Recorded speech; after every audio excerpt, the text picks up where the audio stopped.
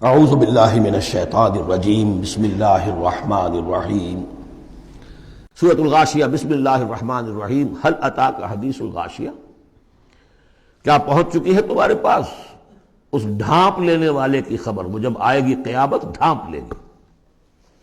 وجوہ یومئذ خاشعہ، یہ مضمون دیکھیے سورہ قیامہ میں بھی آیا تھا، وجوہ یومئذ ناظرۃ الی ربہا ناظرہ ووجوہ یومئذ باسرۃ تظن ان یفعل بہا فاقرہ۔ پھر سورہ عبس میں آ چکا ہے، وجوہ یومئذ مسفرۃ ضاحکۃ مستبشرہ ووجوہ یومئذ علیہا غبرۃ ترہقہا قطرہ۔ یہاں دیکھیے وجوہ یومئذ خاشعہ، بہت سے چہرے اس دن ہوں گے ذلیل ہوئے دبے ہوئے جھکے ہوئے، عاملۃ ناصبہ، ایسے کہ جیسے بڑی کوئی مشقت جھیلی ہے، اس کا تکان کے اثرات ہیں، ایگزاسٹڈ ہے۔ تصلیٰ نارا حامیہ، وہ داخل ہوں گے ایک تپتی ہوئی آگ میں، دہتی ہوئی آگ میں۔ تسقیٰ من عین آنیہ، انہیں پلایا جائے گا وہ پانی کے جو کھولتا ہوا ہوگا، ایک ایسا چشمہ جس کا پانی کھولتا ہوا ہوگا۔ لیس لہم طعام الا من ضریع، نہیں ہوگا ان کے لیے کھانے کے لیے غذا مگر جھاڑ کانٹوں والی جھاڑیاں، یا وہ زقوم جس کا ذکر پہلے ہو چکا ہے۔ لا یسمن ولا یغنی من جوع، نہ تو وہ موٹا کرے اور نہ وہ بھوک ہی کو مٹائے۔ یعنی یہ کہ کھانے کے دو ہی فائدے ہوتے ہیں، آپ کے جسم کو تقویت حاصل ہو، یا یہ کہ کم سے کم بھوک کا احساس تو ختم ہو جائے، ان دونوں میں سے کوئی شے نہیں ہوگی۔ اب اس کے برعکس وجوہ یومئذ ناعمہ، بہت سے چہرے ہوں گے اس روز تر و تازہ، جیسے کہ ناز و نام میں پلے ہوئے لوگ ہوتے ہیں ان کے چہرے۔ لسعیہا راضیہ، وہ اپنی سعی اور جو بھی انہوں نے دنیا میں محنت کی تھی اور اس کے جو بھی انہوں نے مشقت کی تھی، اثار و قربانی کا معاملہ کیا تھا، اس کا جو نتیجہ ان کے سامنے آئے گا اس سے راضی ہوں گے۔ لسعیہا، یہ انہی کی کوشش تھی، محنت تھی، لیکن آج اللہ نے قبول فرما لی۔ اولئک کان سعیہم مشکورا، وہ لوگ ہوں گے کہ جن کی سعی جو ہے اللہ تعالیٰ کے یہاں مقبول ہو جائے گی تو وہ راضی ہوں گے۔ فی جنت عالیہ، ایک باغ میں جو بہت بلند ہوگا، اونچا۔ لا تسمع فیہا لاغیہ، اس میں وہ کوئی لغو بات بھی نہیں سنیں گے۔ کوئی لغو بات سننے سے بھی انسان کو کوفت ہوتی ہے، تو اور تو کوئی بات کیا، جھوٹ سننا یا کوئی الزام، یہ تو اس کا سوال نہیں، لغو بات بھی نہیں سنیں گے۔ فیہا عین جاریہ، اس میں ایک چشمہ ہے جاری، چلتا ہوا بہتا ہوا۔ فیہا سرر مرفوعہ، اس میں اونچے تخت ہیں رفیع۔ واکواب موضوعہ، اور آب خورے ہیں، کپس ہیں، جام ہیں کہ جو رکھے ہوئے بڑے حساب سے، بڑی عمدگی سے چنے ہوئے۔ وہ نمارق و مصفوفہ، اور قالین ہیں جو صف کے اندر بچھائے ہوئے ساتھ کے ساتھ لگا کر۔ وہ ذرابی و مبسوسہ، اور مخمل کے نہالچے ہیں جو ہر جگہ جگہ پھیلے ہوئے ہیں، تھوڑی دیر کے لیے ادھر جا کے بیٹھنا ہے تو وہاں بھی ہے۔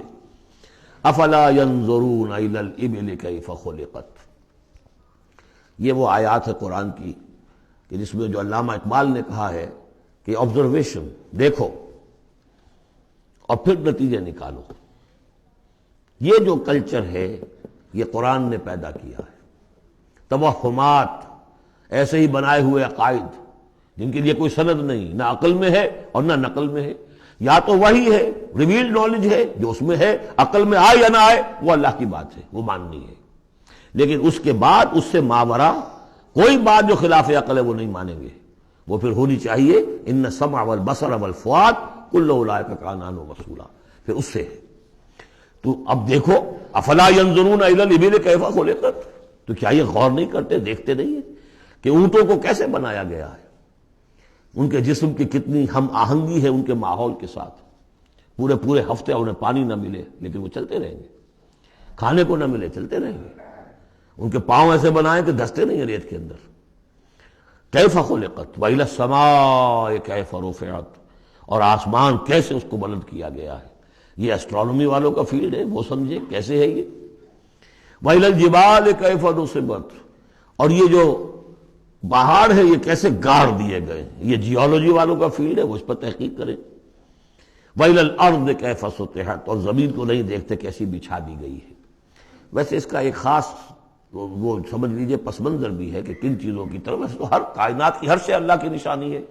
ان فی خلق السماوات والارض واختلاف اللیل والنہار والفلک التي تجری فی البحر بما ينفع الناس وما انزل اللہ من السماء من ماء فاحیا به الارض بعد موتها وبث فيها من كل دابة وتصريف الرياح والسحاب المسخر بين السماء لآيات لقوم يعقلون. ہر شے آیت ہے. شیخ سعدی کہتے ہیں برگ درختان سبز در نظر ہوشیار ہر ورق دفترست از معرفت کردگار. یہ جو درخت ہیں ان کے جو پتے ہیں سفید ہرے ہرے پتے، جو دیکھنے والی آنکھ ہے اس کو تو یہ ان میں سے ہر پتا ایک دفتر نظر آتا ہے معرفت کا، اللہ تعالیٰ کی معرفت کا. اور آج ہمیں معلوم ہوا ہے کچھ نہ کچھ. آج سے پہلے لوگوں کو معلوم نہیں تھا کہ ہر پتے میں ایک فیکٹری ہے، فوٹو سنتھسس کی فیکٹری ہے، کہ جو یہ سولر انرجی ہے اسے وہ جذب کر رہی ہے اور اس کو جو ہے کنورٹ کر رہی ہے. وہی انرجی ہے جو لکڑی کے اندر سٹور ہو رہی ہے، پھر آپ لکڑی جلا کر نکال لیتے ہیں. یہ آگ کہاں سے آ گئی؟ وہی سولر انرجی، اس کی سورس وہی ہے. اور اس سولر انرجی کو، سورج کی اس حرارت کو جذب کر رہا ہے یہ پتا، اور وہاں وہ عمل جاری. ہر پتا ایک فیکٹری ہے فوٹو سنتھسس کی. تو برگ درختان سبز در نظر ہوشیار ہر ورق دفترست از معرفت کردگار. لیکن یہاں چار چیزوں کا ذکر جو ہوا ہے یہ ایک خاص پس منظر ہے. آپ کو معلوم ہے کہ ان لوگوں کے جو پہلے مخاطب تھے قرآن کے، ان کی زندگی گزرتی تھی سفروں میں، لیلۃ الشتاء والصیف. اور سارا یہ حجاز کا علاقہ تھا جب یہ چلتے تھے تو چلتے ہوئے کیا چیز ہے؟ اونٹ پر تو سوار ہیں، اوپر آسمان ہے، داہنے بائیں پہاڑ ہے، نیچے زمین ہے. یہ چار چیزیں وہ تھی کہ جو ان کے لیے ہر وقت ہر آن ان کی نگاہوں کے سامنے.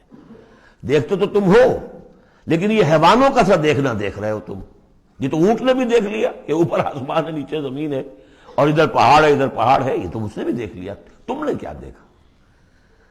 دم چیز پیام شنیدی نہ شنیدی در خاک تو یک جلوہ آمیخت نہ دیدی. یہ سانس جو آ رہا ہے یہ پیام ہے، کوئی پیغام ہے اللہ کا. کبھی سنا ہے کہ نہیں سنا؟ اور تمہاری خاک کے اندر ایک جلوہ بھی ہے، جلوہ ربانی، روح ملکوتی بھی ہے. کبھی دیکھا ہے اس کو؟ دیدن دیگر آموز شنیدن دیگر آموز. یہ صرف حیوانوں کا سا دیکھنا اور حیوانوں کا سا سننا. اس سے ذرا آگے بڑھو، انسانوں کا سا دیکھنا، انسانوں کا سا سننا سیکھو. تو یہ ہے وہ کہ اب ان کو دیکھو، ان چیزوں کو آبزرو کرو، ان کی حکمتوں کو دیکھو، ان کو انویسٹیگیٹ کرو. اس میں قوانین فطرت جو ہیں، قوانین طبی ہیں، ان کا انکشاف ہوگا. یہ ساری چیزیں تمہارے لیے مسخر کر دی گئی ہیں، تم ان کو ماسٹر کرو، ان کو اپنے استعمال کرو، ایکسپلائٹ کرو. یہ سارا کام تمہارے لیے ہے. تمہیں خلافت دی گئی ہے زمین کی، پوری دنیا تمہارے لیے بنائی گئی ہے. خلق لکم ما فی الارض جمیعا، تمہارے لیے بنائی گئی. لیکن یہ کہ اس میں توہمات ہو جائیں تو پھر ظاہر بات ہے کہ وہ علم کا راستہ رک جائے گا. افلا ينظرون الى الابل كيف خلقت والى السماء كيف رفعت والى الجبال كيف نصبت والى الارض كيف سطحت فذكر انما انت مذکر. تو اے نبی آپ نصیحت کرتے رہیے، تذکیر کرتے رہیے، ان کو بتاتے اور سکھاتے رہیے، یاد دہانی کرتے رہیے.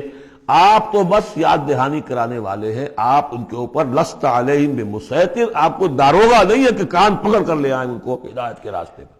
یہ آپ کا کام نہیں. الا من تولا وکفر، سوائے اس کے کہ جس نے منہ موڑا اور کفر کیا. فیعذبہ اللہ العذاب الاکبر، پھر اس کو تو اللہ عذاب دے گا، سب سے بڑا عذاب. کیوں سب سے بڑا عذاب؟ رسول کے آنے کے بعد جبکہ حق بالکل عریاں ہو کر سامنے آ جائے، کوئی شک و شبہ باقی نہ رہے، ان کی سیرت کے بارے میں، ان کی شخصیت کے بارے میں کوئی داغ نہیں، کوئی دھبا نہیں، کوئی انگلی اٹھ نہیں سکتی. اور جس طریقے سے آیات ربانیہ انہوں نے پڑھ پڑھ کر سنا دی ہیں، اب بھی اگر کوئی نہیں ہے تو معلوم ہوا کوئی خیر نہیں ان کے اندر. اب یہ شدید ترین عذاب کے مستحق ہیں. انا الینا ایابہم، اے نبی ان سب کو ہماری طرف لوٹ کر آنا ہے. ثم ان علینا حسابہم، پھر ہمارے ذمہ ہم حساب لے لیں گے.